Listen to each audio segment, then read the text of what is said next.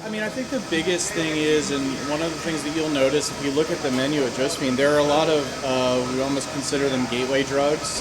You can come here, there's going to be a steak and french fries on the menu, there's going to be a bib salad on the menu. But there are also things like the scrapple, and once we've gained people's trust and they decide that maybe they want to branch out a little bit, we've got things that are the next step.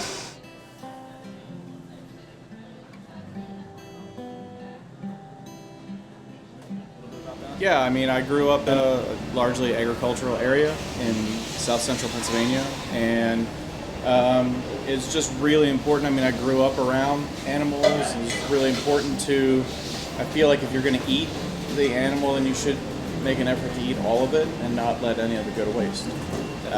So the particular regional cuisine that I grew up with definitely celebrated that, but it was more out of a, they had to do it. Winter time, they needed to cure hams, they needed to make scrapple, do all of the things that would help feed them throughout the winter. And eventually, as it got passed down from generation to generation, people didn't need it anymore, but it became part of their cultural identity.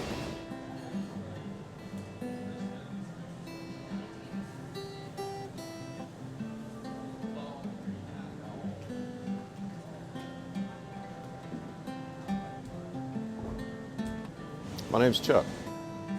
I just happened to be in the neighborhood. Gonna come by and try out some scrapple. I think it's probably a sausage, ground sausage type meat that's probably made up of parts of the hog that you're not normally used to seeing in the supermarket. Are you excited to try it? Excited? Probably not. Curious? Yeah.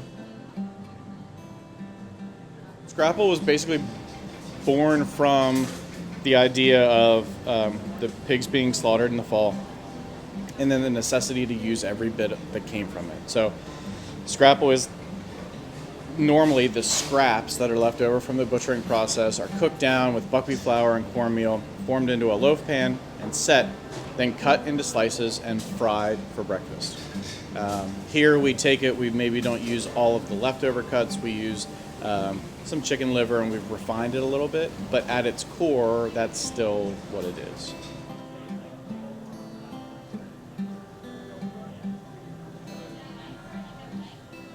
Part of the problem is with the name. I mean, Scrapple isn't the sexiest name in the world, but I think that once people have it, they either become converted to it or they think, oh, that was nice. But it's just not going to be for everybody. It's not, offal isn't necessarily pizza. Even when pizza's bad, it's still something that most people can rally around. There are definitely some things that are great about it, but it's not going to hit 99 or 100% of the dining public. So, and that's okay. There's nothing wrong with that. And I think for the people who are interested in it and want to make that leap, it's very rewarding.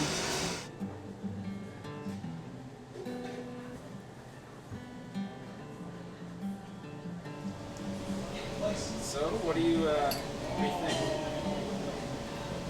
Well, it's a little better than I expected. A lot of flavor, spicy. I mean, I guess in any creative endeavor, you are always concerned about how it's going to be received. You on a daily basis, you put yourself out there and hope, from a financial standpoint, hope that people like it. But on the other hand, the flip side to that is it's difficult to tear yourself away from who you are at your core. I mean, it's important to me. If you look at any chef and what they do in creative outlet, they're informed by their own personal heritage. French chefs cook French food. I tend to cook and be inspired by this food. Yeah, I mean, I think that if you're in a market like Nashville that is having a serious restaurant moment, it seems like a restaurant opens every day. There's a lot for people to choose from. So having a clear perspective that's a little different.